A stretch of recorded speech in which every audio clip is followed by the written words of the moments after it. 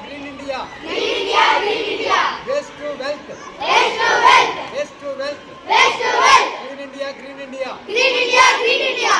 స్వచ్ఛతా పక్వాడా 15 రోజుల కార్యక్రమంలో భాగంగా కల్లూరు జిల్లా పరిషత్ ఉన్నత పాఠశాల ఆవరణలో ఉపాధ్యాయులు విద్యార్థుల ఆధ్వర్యంలో స్వచ్ఛత విద్యాలయ ప్రతిజ్ఞ అనే కార్యక్రమం నిర్వహించినట్లు పాఠశాల ప్రధానోపాధ్యాయురాలు శ్రీవాణి అన్నారు.